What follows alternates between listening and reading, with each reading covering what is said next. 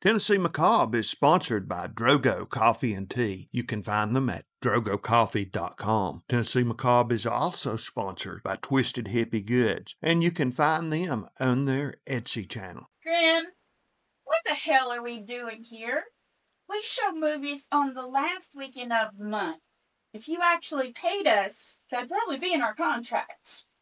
Yeah, me and Renee, we was out late last night. We was all over the swamps. We was looking around for beaver, werewolf signs. What is that fuzzball you got in your lap? That's right. That's my pussy tituba.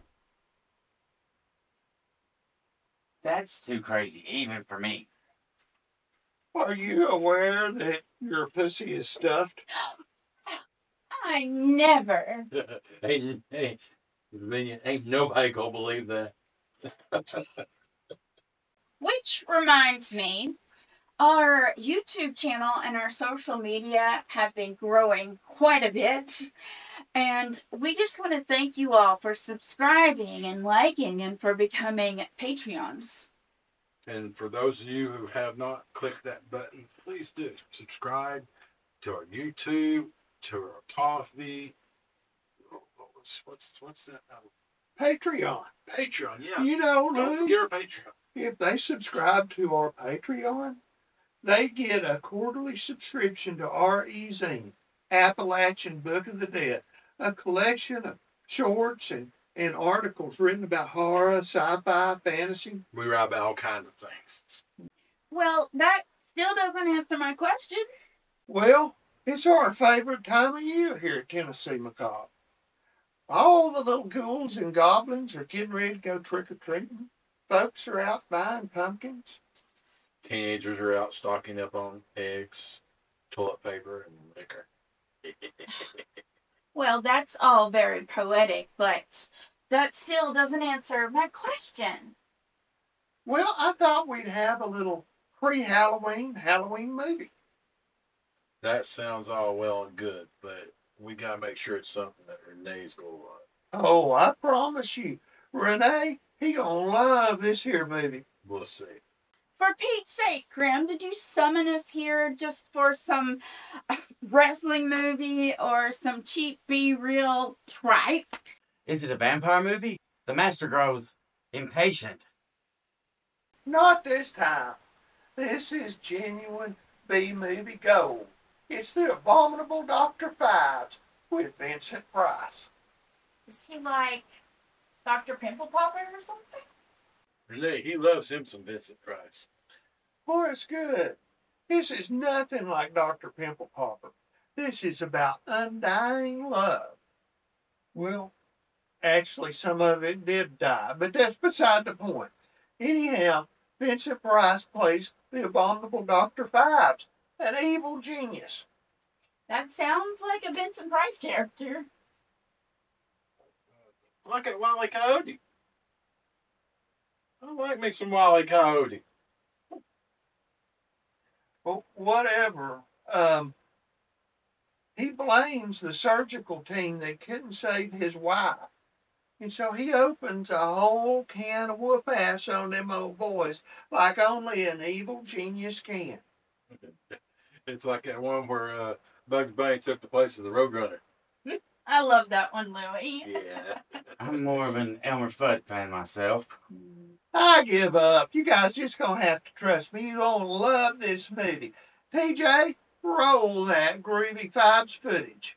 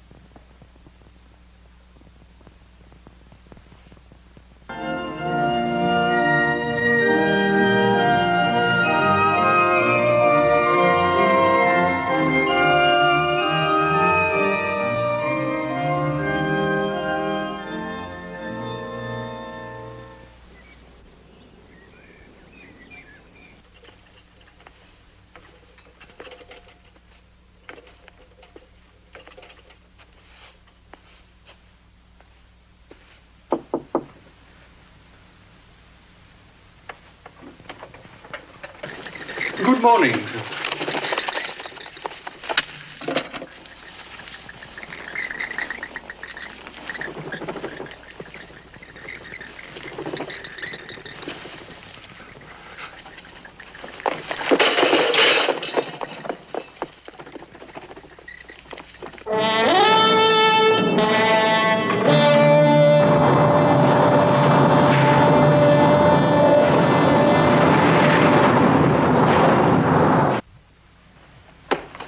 It's a damn strange business, Tom. A man literally shredded to death right in the heart of London. That's the last one. Bats appearing out of nowhere. I don't know. It just doesn't make sense. Ooh, they're nasty looking little blighters, aren't they? Seen them in Mandalay. Suck your throat dry, they want. Yeah, well, that's where they belong, in the tropics. I mean, not here, not in a place like this. Yes, all right, thank you very much. Take them all off to the laboratory, would you? Right, sir. And have them double-checked for rabies. Yes. Now, Morgan, Yes, sir. where the hell are you? On my beer, sir. Oh, so you are. When you've finished up there, I want you to question the butler again. There may be something he's overlooked. Very good, sir. Remember when you were in Scotland, the beginning of last week? Yes? Well, there was another surgeon who died. A Dr. Thornton. What about him? It was more the way he died. Just reminded me of it. He was stung to death by bees in his library. Bees in his library? That's right. Before we arrived, the whole place must have been swarming with them. I've got the file on my desk now. You should have seen his face. The whole flesh was a mass of, well, boils. Boils? All over. Stings, I suppose. Oh. I wonder if there is a connection. Well, I'll go through the file. God knows what we've got. 2 doctors, both dead. Oh, don't take him out like that. At least cover his face up. What's left of it?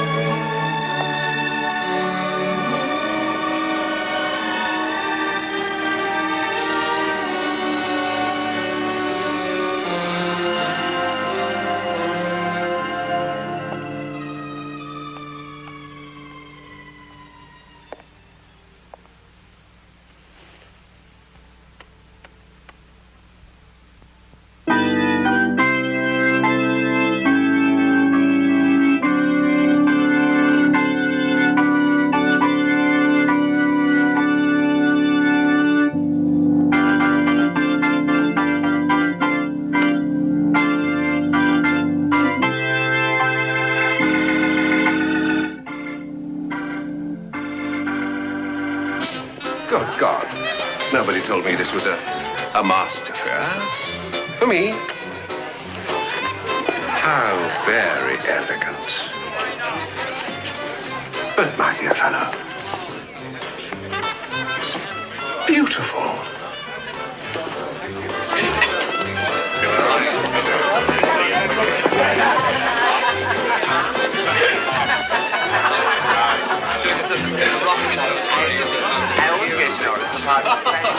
I say, jolly fine party, what? Don't believe we've met. My name's Hargraves, Dr. Hargraves. I'm a psychiatrist, actually. Head shrinker.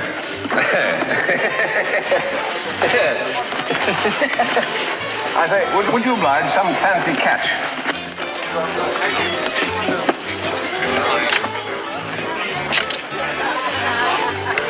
Much obliged. Now, point me towards the ladies.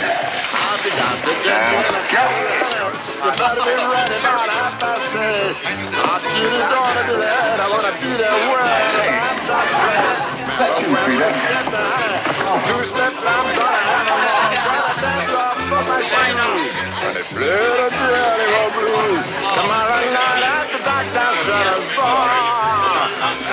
Must be jolly tight.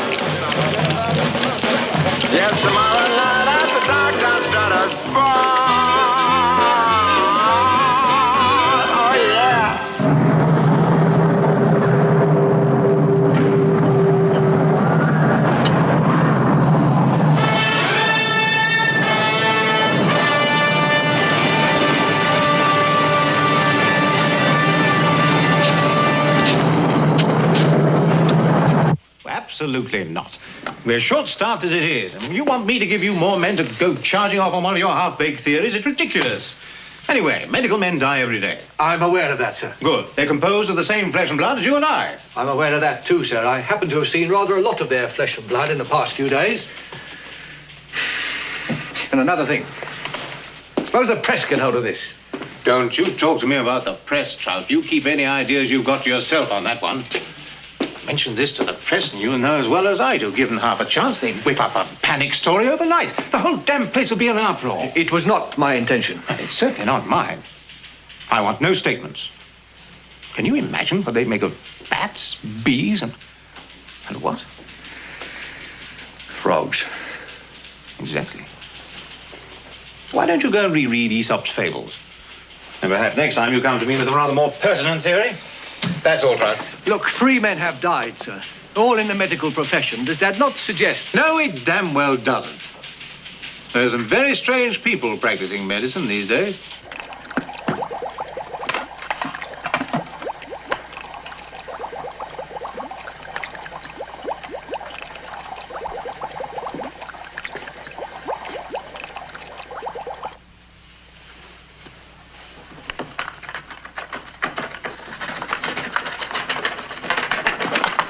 Dr. Longstreet. Oh. Mr. Crawley. I'm off. You're what? Off. Oh, yes, yes. You're sure you don't mind me having the evening off? No, I shall rather enjoy it. I mean, have a good time. I've got you some cold brawn. Oh, that sounds delicious. I won't be back late.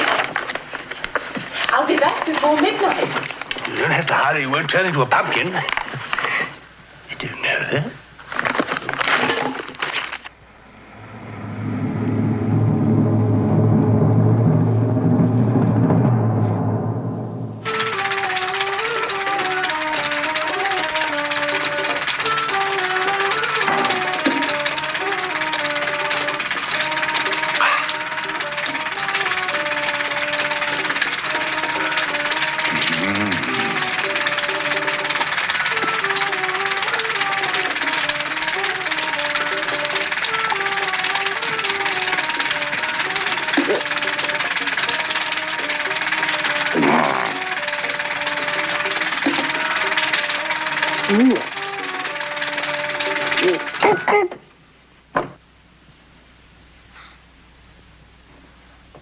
Mrs. Frawley. Dr. Longstreet, we are naughty, aren't we? Well, we haven't touched our supper, have we? Oh. And what is this? This? What's this? Well, it's Oh, I see what you mean. Oh, yes. It's a new thing on the market. It keeps out drafts.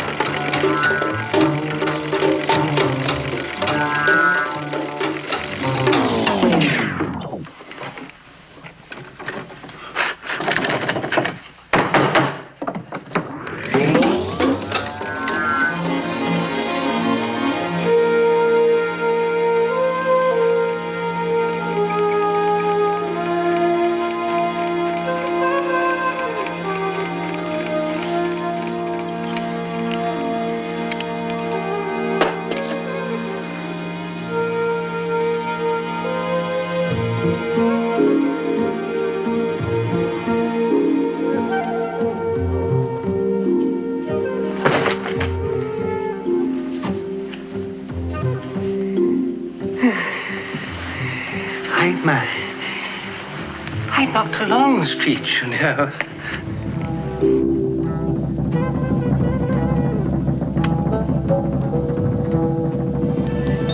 Who's this?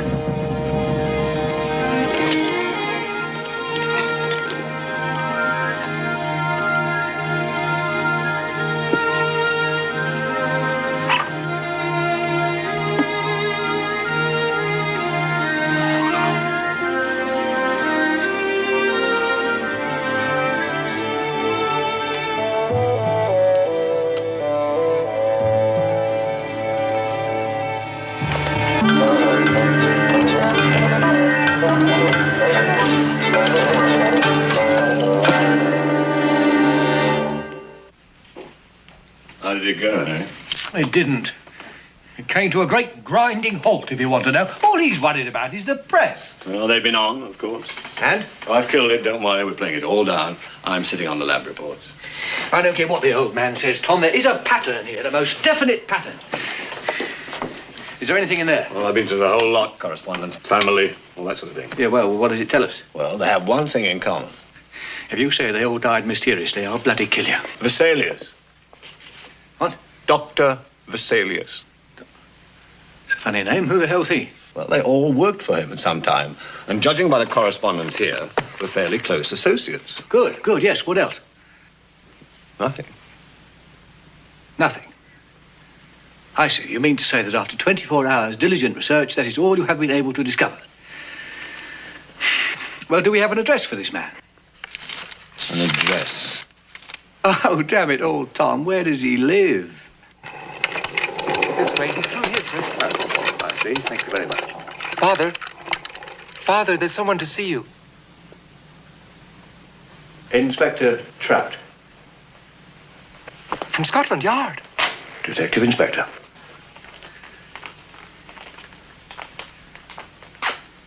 Good evening, sir. I'm sorry to intrude like this, sir, but it is a very urgent matter. And I thought perhaps you might be of some assistance to us, sir. How? Three men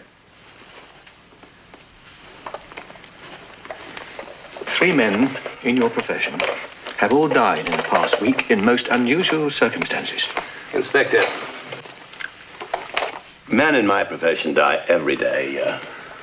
You have your foot on my pliers. I'm sorry, sir. Thank you. Do the names Hargreaves, Thornton, and Dunwoody mean anything to you, sir?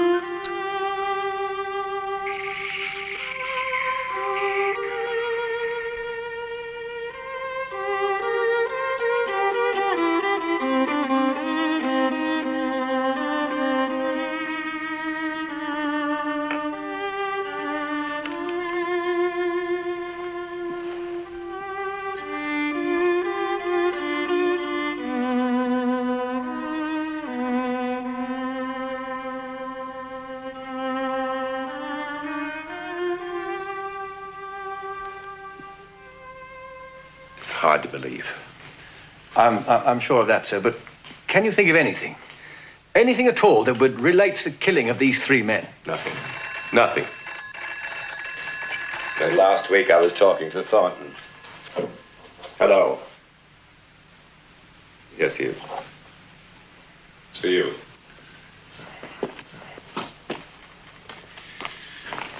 Thank you. Hello, Trout. I see. Where's that? Yes, all right. 10 minutes. Did you know Dr. Longstreet? You heard a what? Well, a violin or a cello or something. At 2:30 in the morning, woman? Yes. In the street? Yes, I told you. Oh, don't keep on at me. I'm sorry. Like I said, I heard it. Then there was this car door banging. Well, I couldn't get off to sleep, so I came down to find some aspirins. The door was open a bit, and as I looked through, there he was. And then I rang for you lot. Well, that's all. Well, that's enough for one night. I mean, look at him, all white and everything. There's nothing except this. And, that. Ah, now. Do you recognize this, madam? fingerprints? No, it's not mine. And it's certainly not his.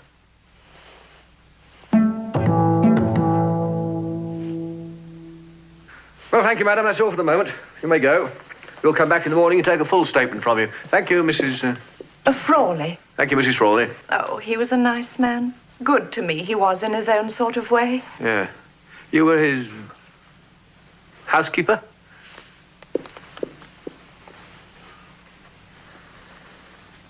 Whoever did it must have been a real pro. He's as dry as a bone.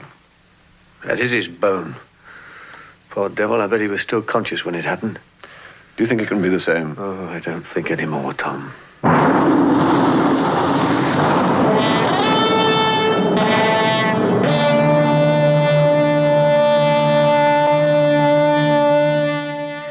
This is the object in question, sir. Oh, dear me, you've broken it. What's that? It really is incredible, the amount of vandalism that there is around these days. I mean, I make something like this, a thing of beauty and a joy for everyone. You did make it, sir? Yes, of course I made it. I wish to establish that, sir. Yes. Yes, certainly I did. That's my mark on the back there. Good, thank you. Now, can you tell me a little bit about it, please, sir? Yes, certainly. It's one of a very unusual set, this. A set? Yes. There's more than one? Of course there's more than one. It's a set. Yes, well, how many in the set, sir? 10. 10? 10. Yes, I see. Were they all the same? Of course they weren't all the same. You want 10 amulets looking exactly the same? Each of them had a different symbol. I see. Well, who ordered the set? It's a lady. Oh, a woman, eh? No. A lady. Yes, I remember the occasion well. She came in here, she gave me a set of working drawings. She paid half the cost there and then in cash, and the other half later, when she returned for them. She was absolutely delighted with them, as well she might be. That's beautiful craftsmanship, you know. You don't often get craftsmanship like that nowadays. Could I take another look at it? One more question, if I might say. Yes? What did she look like? Well, she was a tall, attractive, young lady. Mm-hmm. She didn't speak much, as I remember, but she was, smart, sir? Fashionable. Ah, yes, sir. Can you tell me anything else about her, sir? No, I don't think so. Aren't you going to write down fashionable?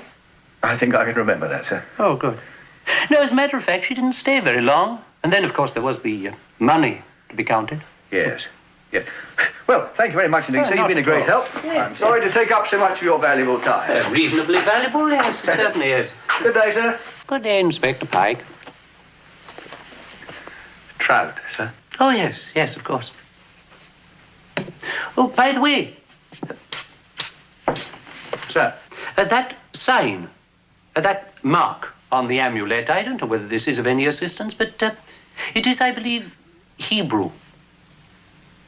Thank you very much, sir.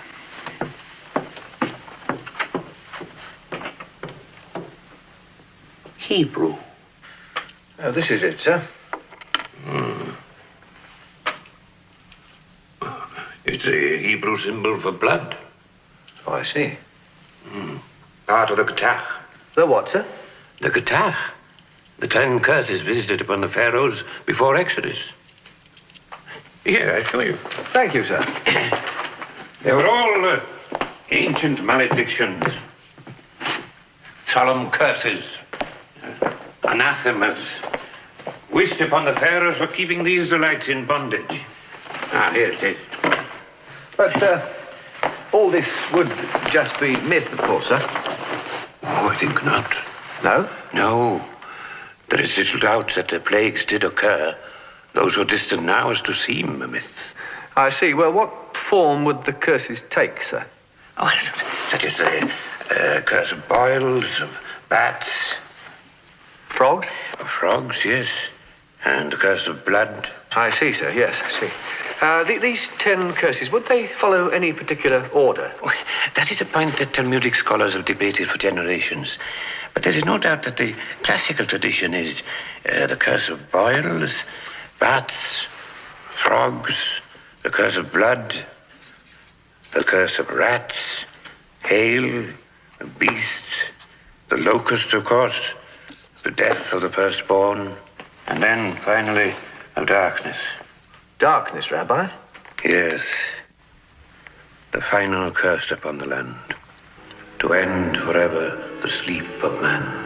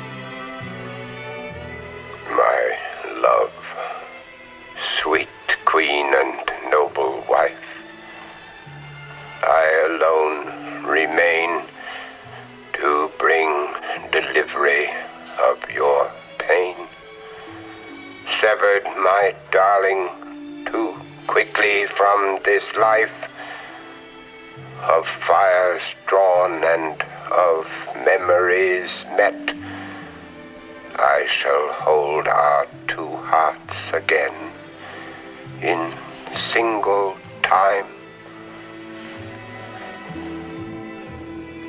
I have prepared a little mathematical equation for you, Inspector. These files represent all of the surgical cases on which I've served over a decade, some 1,200. As you know, modern surgery is all a matter of teamwork, sometimes requiring the services of, a dozen or more people, interns, residents, other specialists. Quite so, sir. Now, ruling out all the cases that are over 5 years old, the Dr. Dunwoody, our bat victim, resumed his practice in London.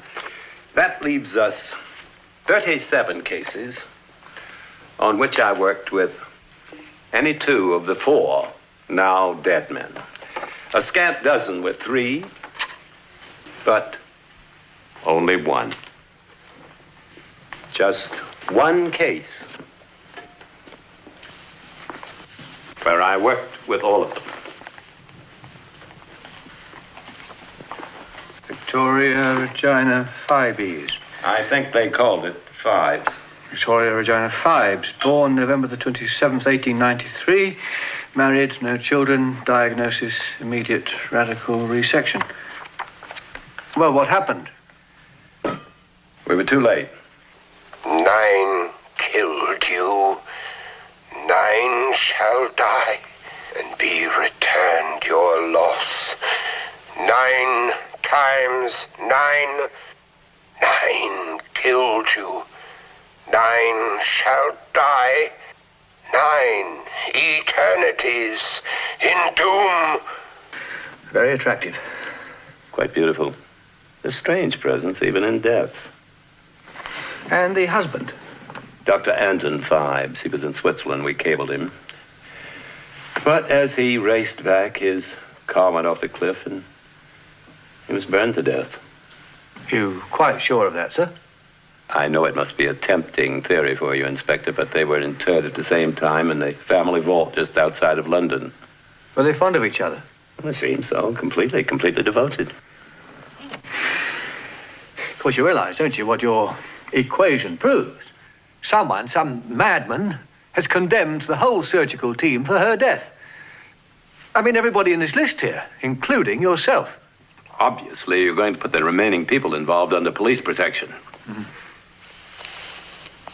Although, heaven knows, from what?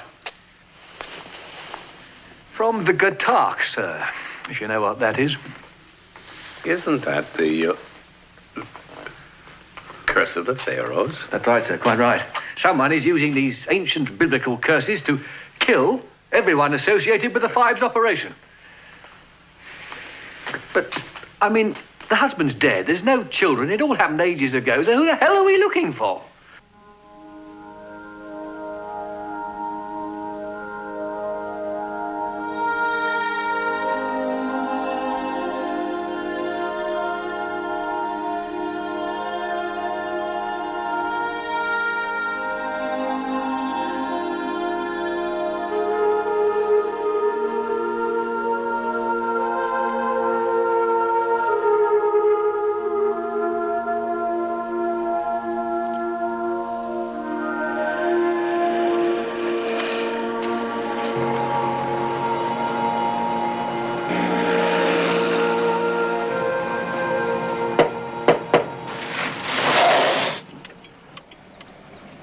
young lady in a spot of trouble, Benson. See if you can help her out.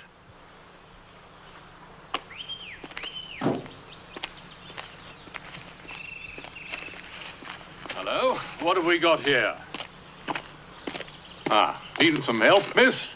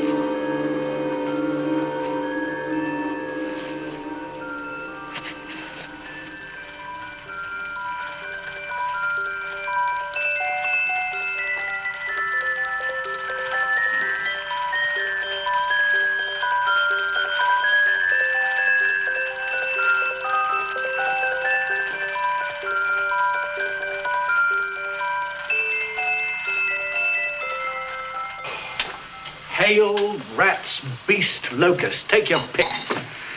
Oh, there's death of the firstborn and, of course, darkness. Darkness? Yes, darkness. Coffee. Thank you. On this list of Vesalius, the 5 people are in danger. There's Hedgepath. Kitaj. It's pronounced Kitai. Whitcomb, the woman nurse Allen, and Vesalius himself. I've located everybody else, but so far we can't find Kitaya. We think he's somewhere in Europe. What about the Phibes estate in Switzerland? Well, the insurance and bank accounts were closed after his death was reported. So his money's still over there?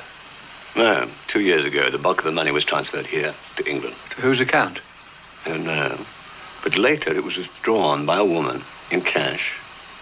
In fact, the whole estate was transferred into her name. A woman? She tall, attractive, hardly speaks a word. Right. Oh, now I'm very interested in her. It's 2:45. There's no one in the place except you and me. So set 'em up, Joe. I've got a little story I think you ought to know. We're drinking, my friend, to the end of a brief episode. So make it one for my baby and another one for the road.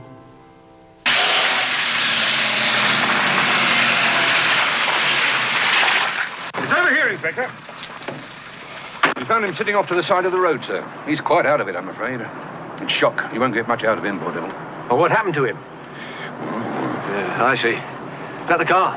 Yes, sir. We traced the owner, sir. It's a man called Hedgepath. Dr. Hedgepath? Well, what's all this? He's in the back, sir. It's frozen solid.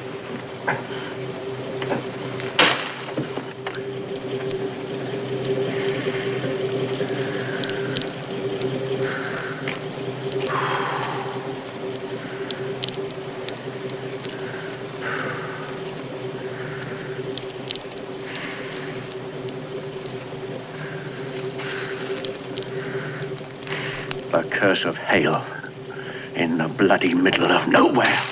Take a look at this, sir. He worked it off the motor. He brought the internal temperature down to at least 100 degrees below zero.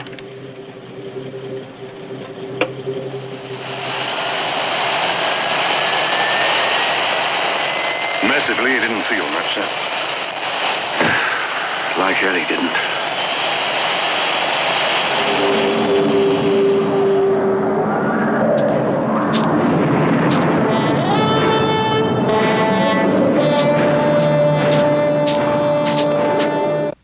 You know, Grim, I this film. I'm not surprised. Yeah. It's even got Dead John excited. And you know how hard it is to please him. This Dr. Phibes he's using the plagues of Egypt to get back at all of his enemies. I like it. Well, they kind of take some poetic license with the plagues of Egypt. You know, this movie seems a little steampunk to me. It does, Ravinia.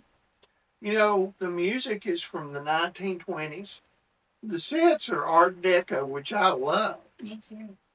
And the aircraft and automobiles are from the 30s. So actually, it would be more diesel punk.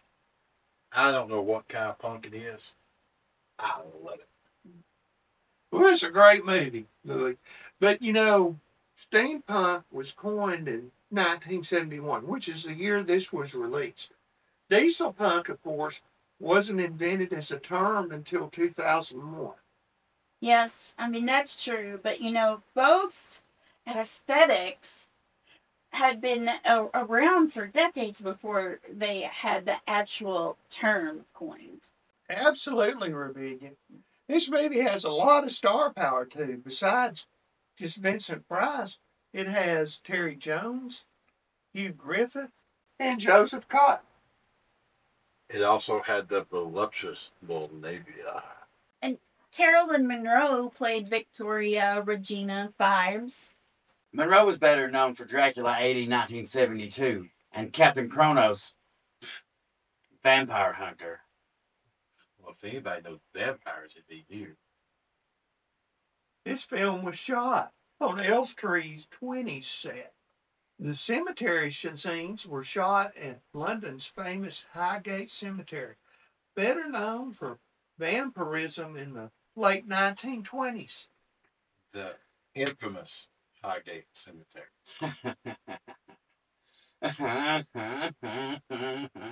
Maybe we better get back to the vulnerable Dr. Phibes.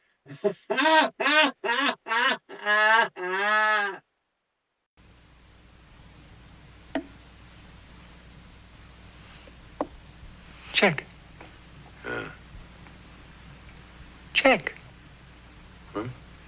Oh, well done. Up to bed. It's not made, Father. You can still move. Oh, well, we'll finish tomorrow then. Up you go. You wouldn't like to hear some... I'm afraid I'm not very good company tonight. You read a little. I must play to you tomorrow. Old Darrow put me onto it. It's a super piece. Darrow? You know, the chap at the music shop. I always thought he was such a bore. But what a fantastic memory he's got. Get him talking about the great organists, Bridges, Drew, and Phibes. He knew them all. Anyway, night, Dad. Good night.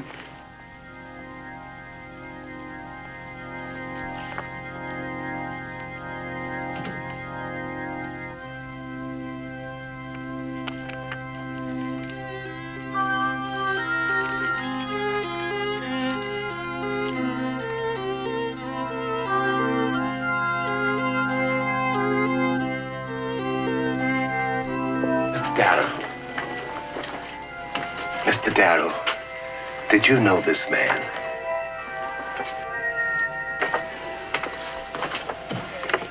Excuse me, Mr. Darrow. Did you know this man? Sixpence. Yes, but did you know him?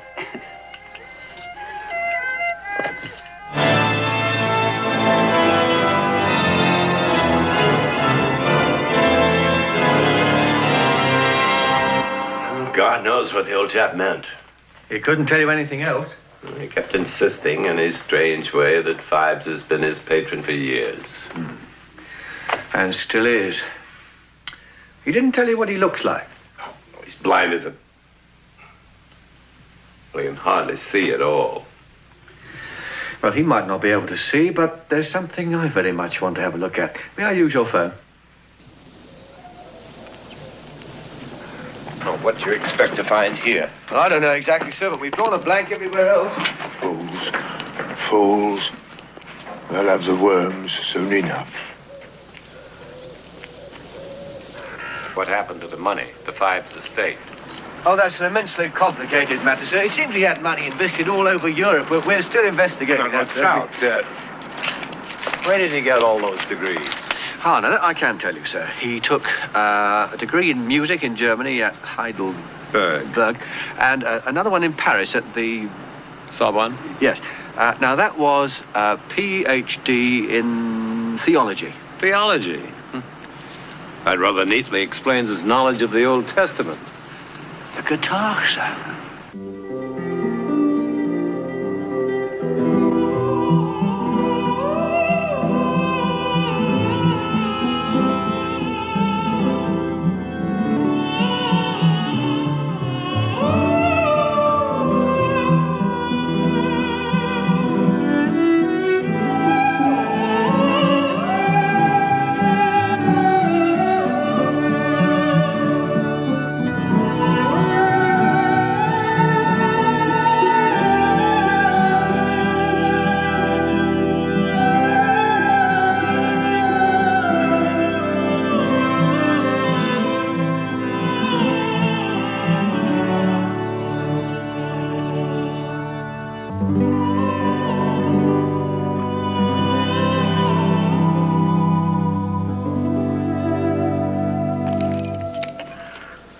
Open up, please.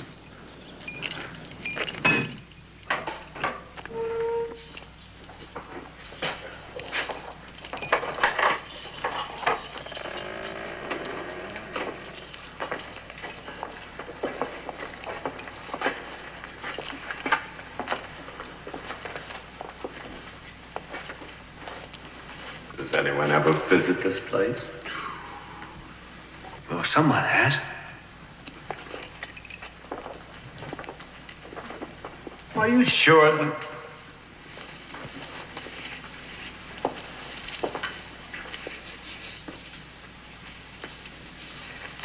Well, here he is, Anton Phibes. Right next to his wife. Let's take a look.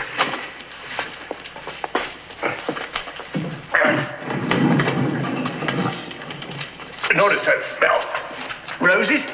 Oh, more like formaldehyde. On your fingers. Careful.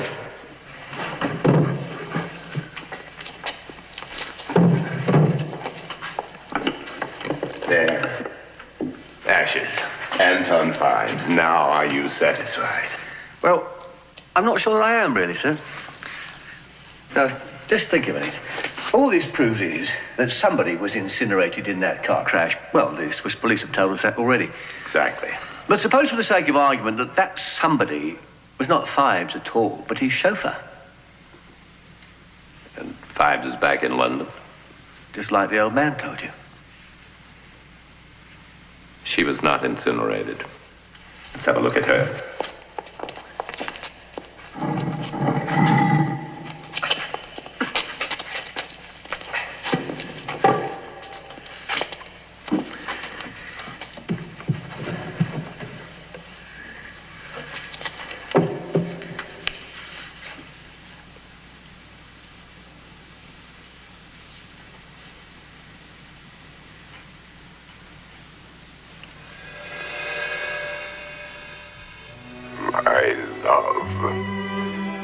My sweet queen, my noble wife, severed too quickly, too cruelly from this life.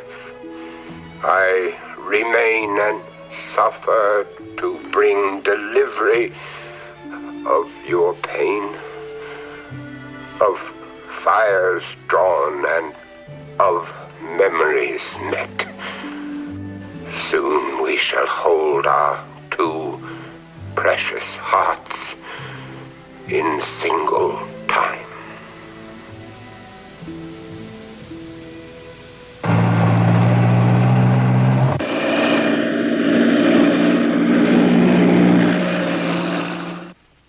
This one here, Kitai. Oh, however you pronounce it. Shelley's on his way down there. Yes, sir.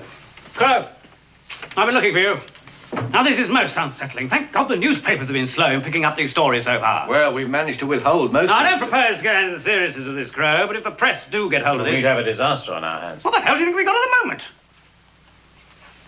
Now, if we don't handle this with kid gloves, there'll be questions in the House. This whole thing's a political time bomb, you realise that? We're all of us as vulnerable as hell. Especially me. The men are working as hard as they can. It's not hard enough. Now, Crow, you can't stay to me. You? What's your name? Trout, sir. Oh, Trout. Oh, what the hell you're doing standing there? Where's your jacket? Now, you get out there with the rest of them. There's a madman out there, and I want him brought in. Here. Now. Handle it out, I think, Crow. Find out where we have a satisfied with the Vincent procedure on that case last week.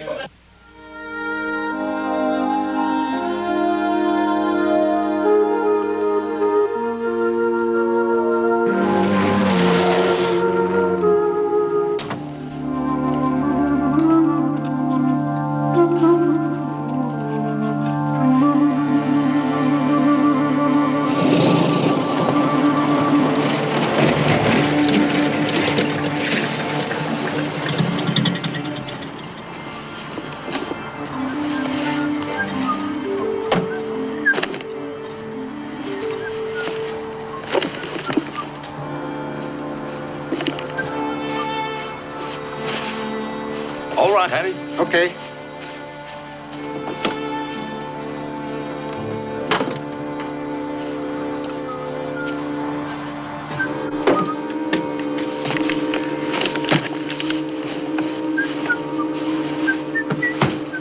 Okay, Dr. Kitai. Brakes on. Brakes on. Throttle closed. Throttle closed. Switches off. Switches off. Throttle set. Throttle set. Contact. Contact.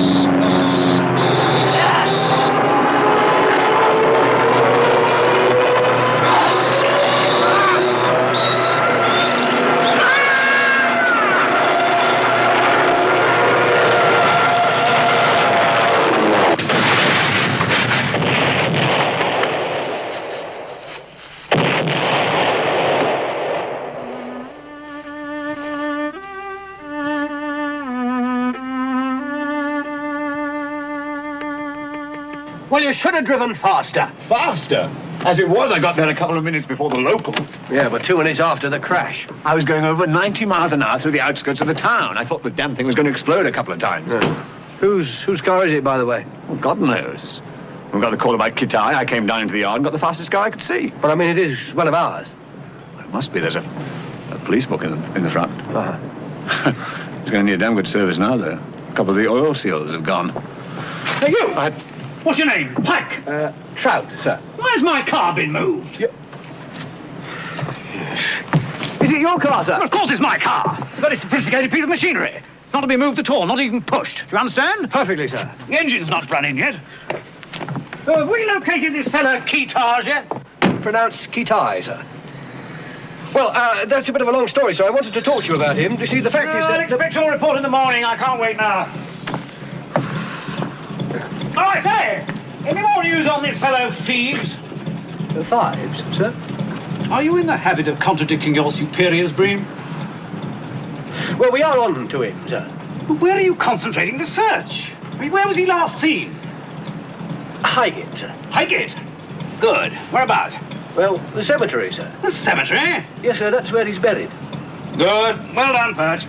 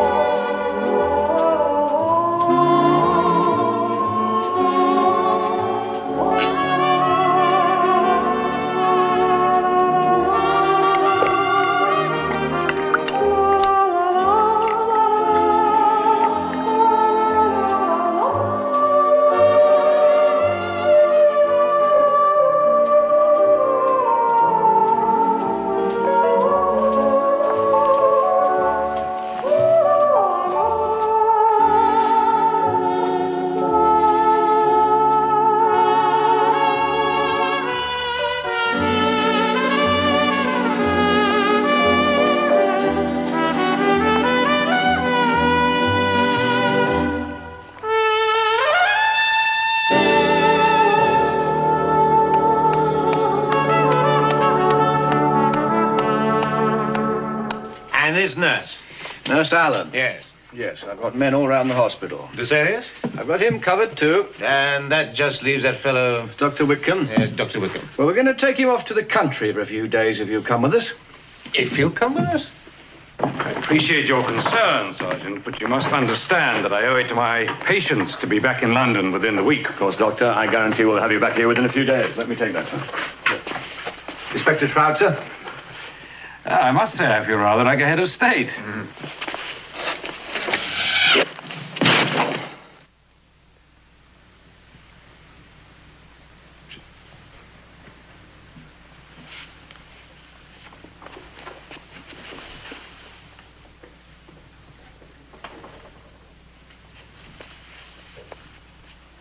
Right, now. Careful, son. Easy does it. I think it's a left-hand thread. Yes, it is.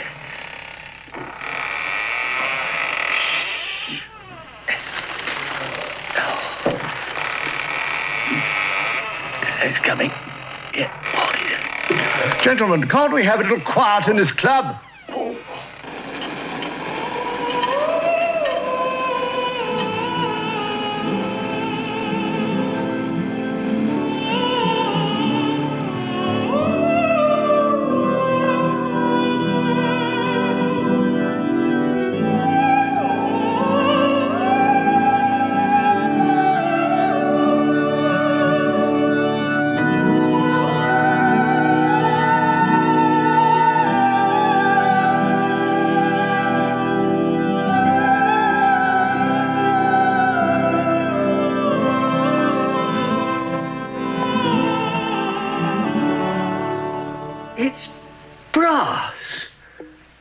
cast the thing in bloody brass. It appears to have been fired by a catapult, sir. Oh, brilliant.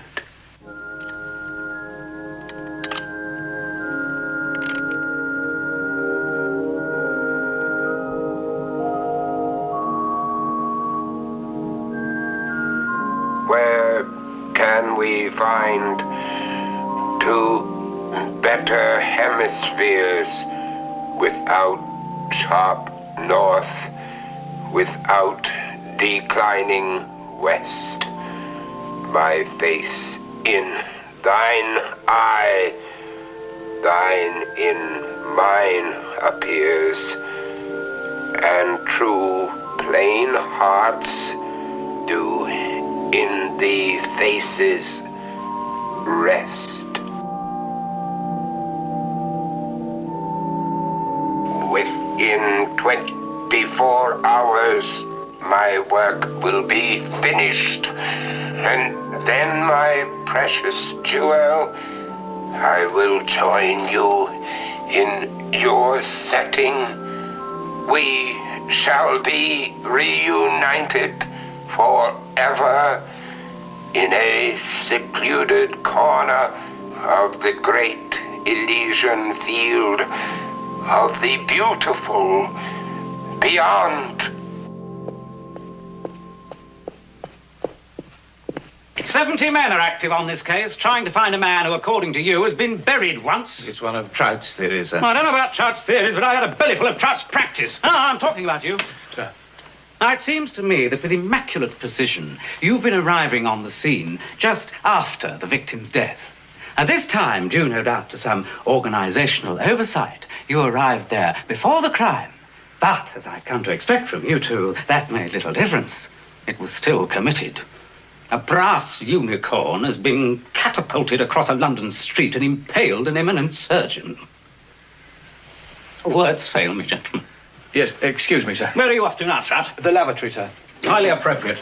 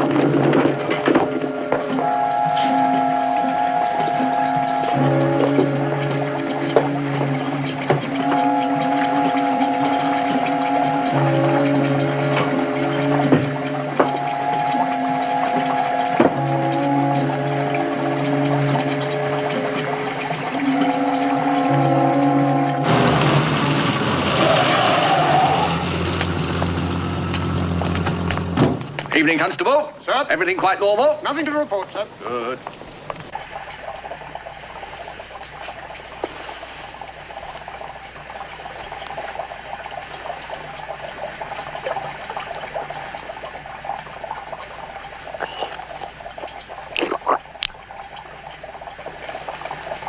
The whole place is completely sealed. It's as simple as that. Simplicity isn't exactly the word I'd use in dealing with this man, Inspector. I've got half the yard, sir, plus some of the local boys and a small mobile unit here. I've got cars all round the place, here, here and here, and, of course, some plainclothes men. So, unless he drops in on us from above in a balloon, which I wouldn't put past him, she should be safe. But supposing he's in the building already. I hope he is. Because if he's in, he can't get out. And we've got him. After all, he has killed 7 people in the last 14 days. Dr. Vesalius. What on earth are you doing here? You're not involved in this charade, I am afraid I am, nurse. Doctor, these men have told me that I must not leave the hospital building. Now, your why own- me? Surely that's not right. Nurse Allen, Just please. what is going on here? Please, miss, if you'd be so good as to go to your room, we'll have your supper sent up to you. I've already eaten, thank you, officer. Now, Dr. Inspector Vesalius. Trout is doing his best. Now, please, you must go to your room and stay there for at least 24 hours. Now, don't say a word, please. I know just what your feelings are. Please come. The police have reason to believe.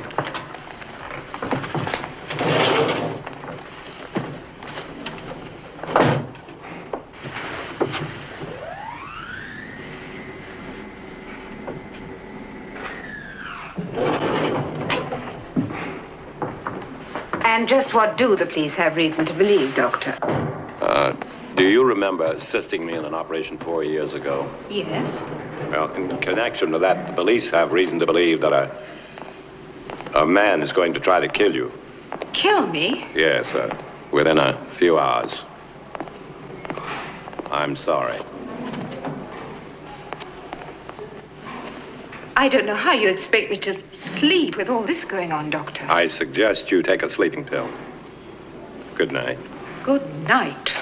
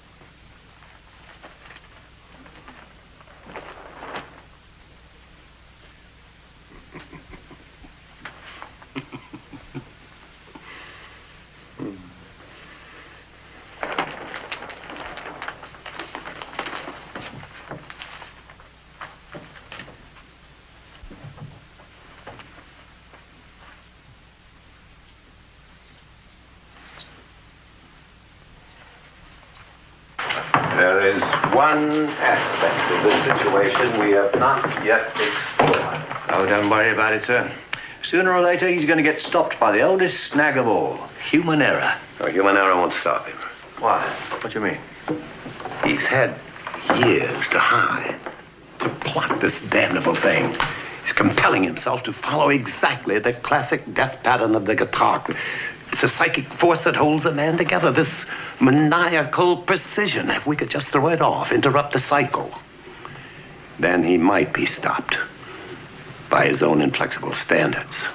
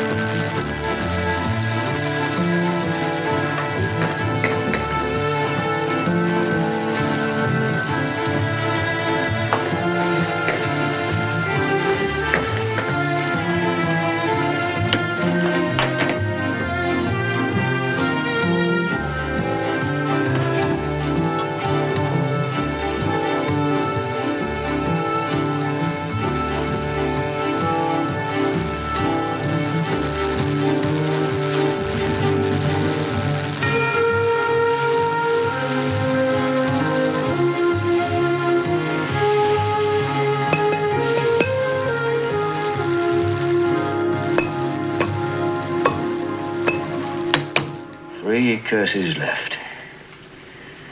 Yes. Of course, the thought does occur, if you'll pardon the liberty, sir, that it could be your turn tonight. I've considered that. I have a feeling he's saving something special for me, that I'll be last. After all, I was chief surgeon on the case. Yes, well, if he keeps to the classic pattern, it should be the darkness for you, sir, though heaven knows what that could be. Have you considered the death of the firstborn, sir? Well, the fact that my older brother is dead should surely exclude me from that particular curse. Well, you must just resign yourself to the fact that I'm going to remain by your side until we apprehend this man. Thank you. Not at all, sir. What about your firstborn? Stanley! Get 2 cars, take the doctor home, put a guard around his house, alert the local division, and report back here. Try to get my text in.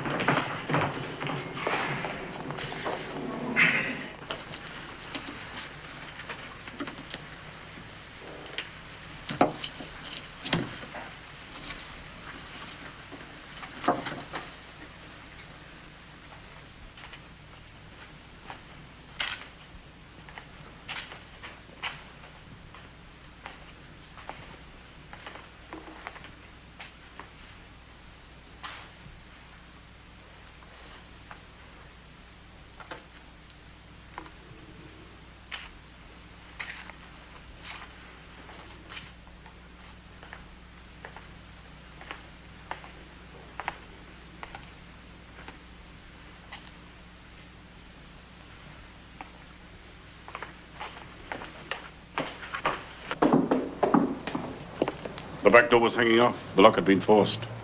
Bit of a struggle upstairs by the look of it. All the lad's been taken, all right. Stay here with Vesalius. I'll get back to Trout. Poor little devil.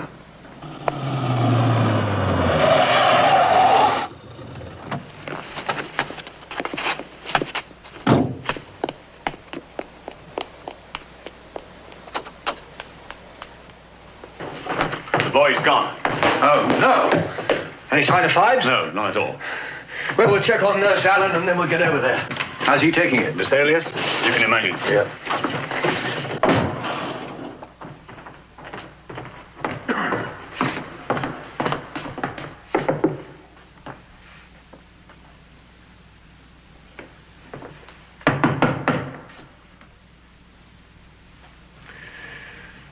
Open it. Slowly.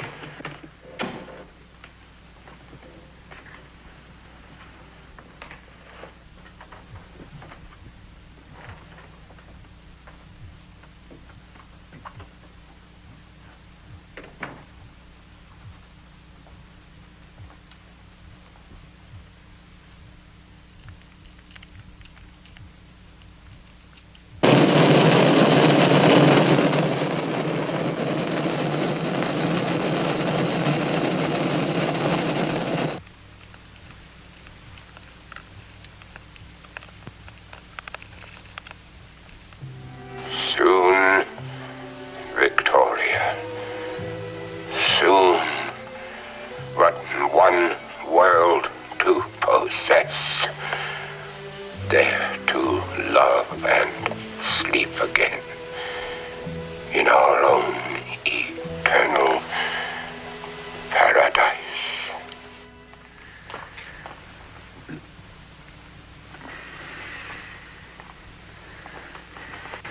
We're doing everything we can, sir.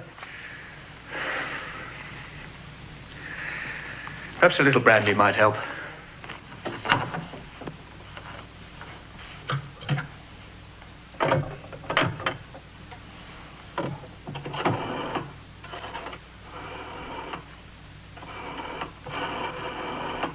There must have been something I could have done to prevent this.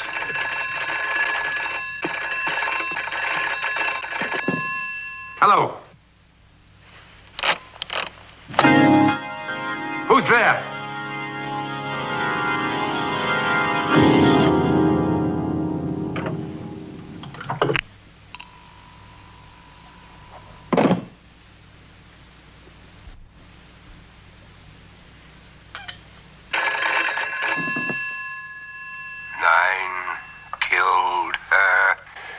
9 shall die. Is that you, Phibes? Phibes? Phibes? 8 have died. Soon to be 9. 9 eternities in doom. Phibes, I must see you. Where are you, Phibes? I must speak. Phibes, where is my son, Phibes? The organ plays till midnight. The large house in Maldine Square. Come alone.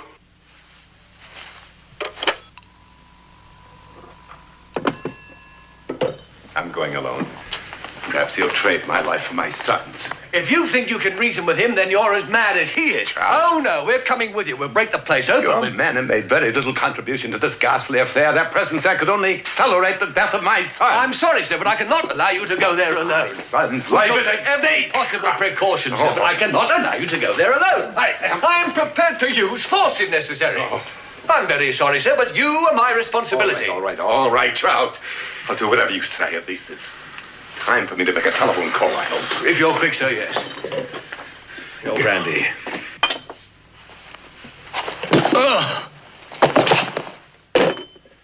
I'm sorry, too, Trout.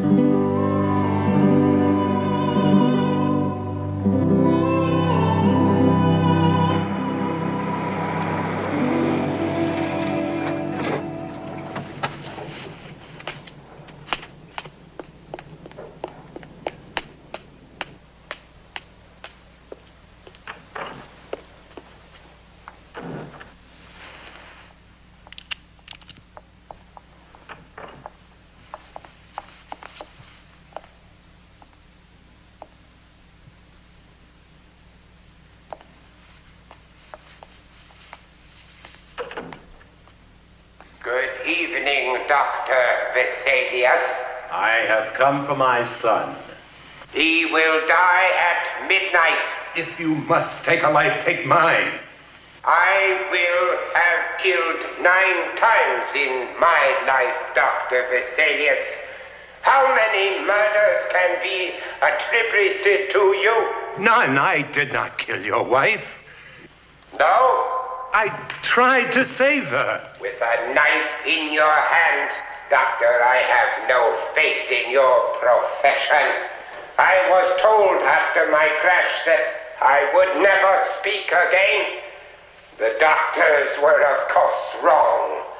For as you see and can hear, I have used my knowledge of music and acoustics to recreate my voice. You don't have to remind me of your ingenuity, Dr. Phibes. Where is my son? May I give you one final reminder, Dr. Vesalius? You will see your son under circumstances which may bring back memories to you.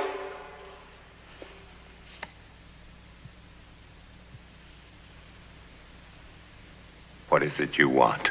The skill of your hands, Doctor. I am giving your son the same chance that my wife had. You need not be alarmed. He has already been anesthetized. Your wife, no, Phibes. But you I will kill. But you can't, Doctor. I am already dead. Your son needs you.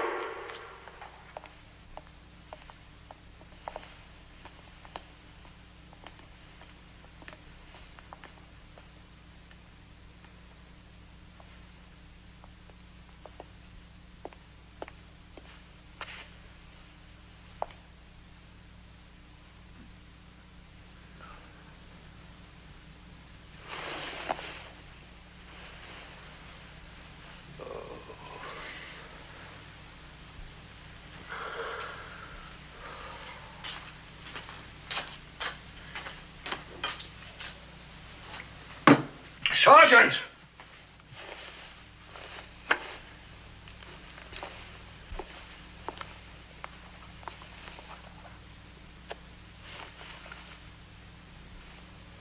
Are you receiving me, Vesalius? That is an X-ray of your son's rib cage.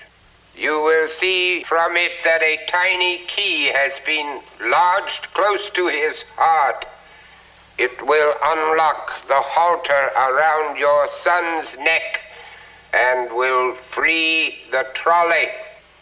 If you are wondering why you need to free the operating table, then I suggest you look above his head, Doctor. In a few moments, acid will be released into that tube. It will creep down, slowly, inexorably. It will take 6 minutes to reach the outlet over his face. Exactly 6 minutes, Doctor.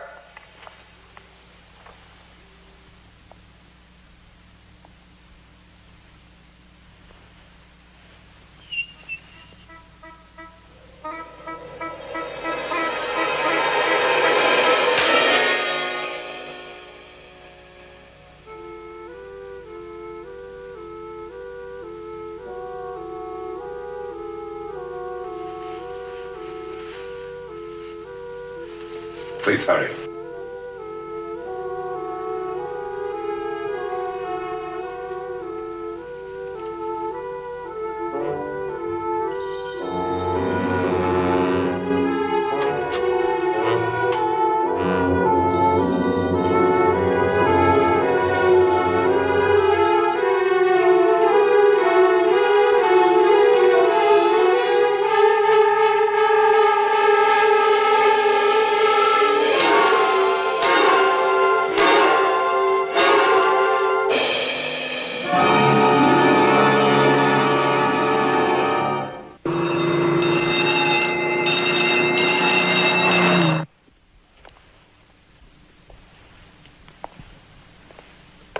God's sake. Don't cry upon God, Dr. Vesalius. He is on my side. He led me, showed me the way in my quest for vengeance. Not God, Doctor. Look to yourself.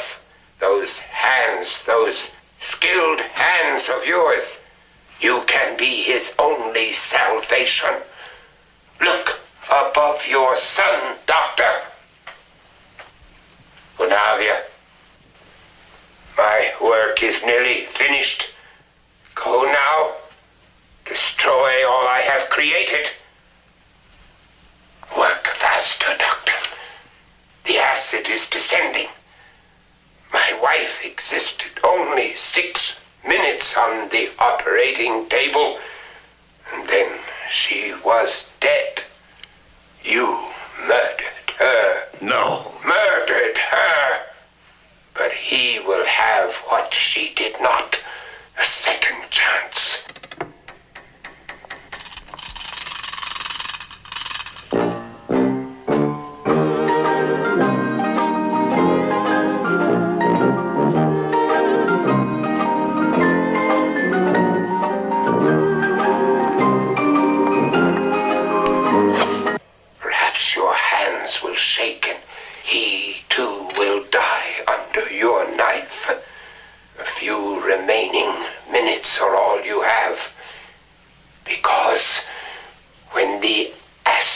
reaches him, he will have a face like mine.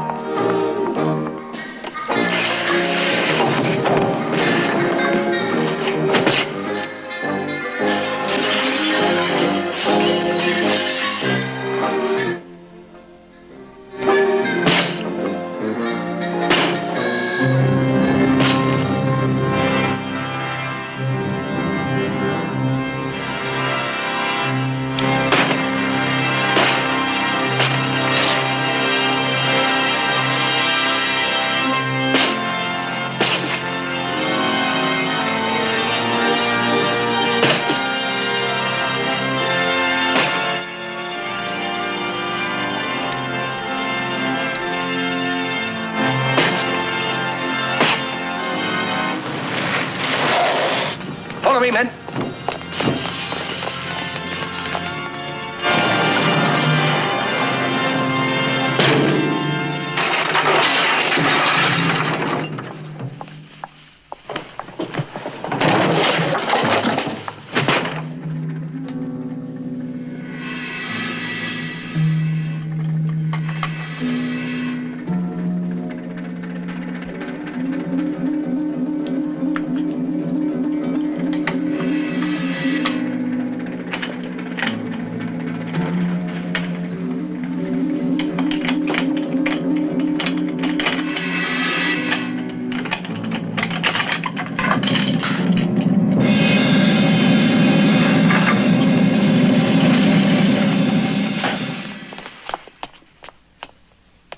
Vesalius, is the boy all right?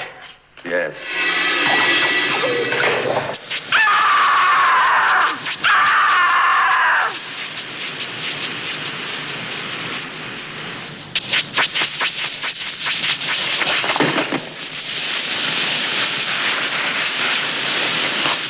Turn that damn thing off.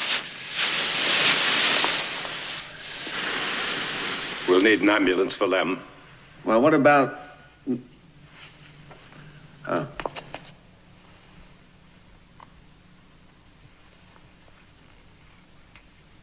Right.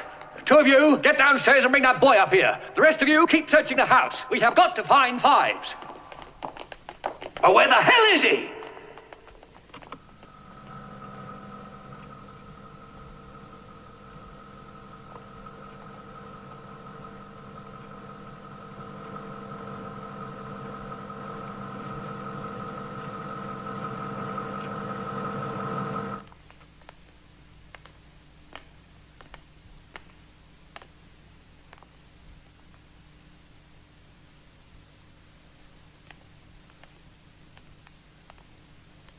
Where the devil did this come from? Well, what comes out must go down. Brilliant.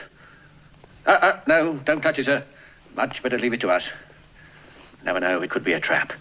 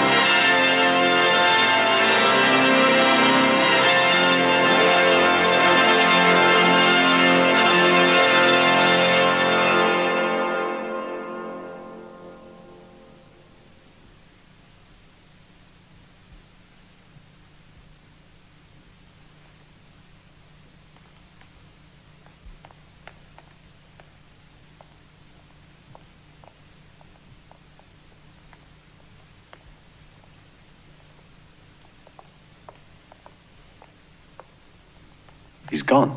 Vanished. That's bloody impossible. That still leaves the final curse. Darkness. Well, he'll be working on it. Wherever he is.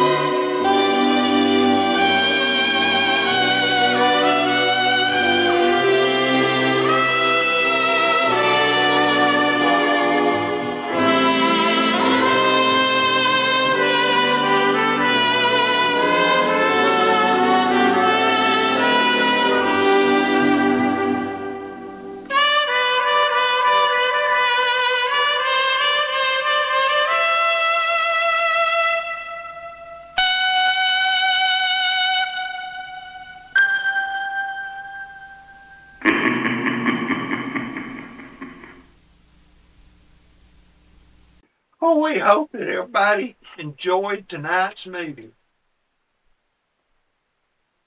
You know, personally, Uh-huh. I really loved this movie, Grim. You know, me too. Me and Renee, we enjoyed it. We love the Vincent Price movies. Thank you. Well, I'm glad that y'all enjoyed it because there's a sequel. It was made in 1972. Phibes Rises Again, starring Robert Quarry and Vincent Price. Oh, I love Robert Quarry. He did a lot of those movies in the 70s. My personal favorite, the Count Yorga movies. Oh, he and the Master are bitter enemies. Yeah, he didn't get along with Vincent Price neither. Don't forget about Sugar Hill. That was a great Robert Quarry flick. Are we going to show the sequel? I think we can work it in there. You know, it's a great winter movie for a cold, snowy night. So this is our pre-Halloween show? That's right. Well, does that mean we're going to have a Halloween show? Oh, Grim doesn't pass up Halloween. Definitely we're going to have a Halloween show. You can't have too much Halloween, so what are we showing, Grim? We're showing The House on the Haunted Hill. That's another Vincent Price movie. It's kind of a Halloween tradition here at Tennessee Talk. Well, I can't wait. Until then, feathers and kisses. Yes, Master? Yes. The Master says he loves that movie. Wonderful. Well, thank y'all for watching tonight. And remember, keep it creepy.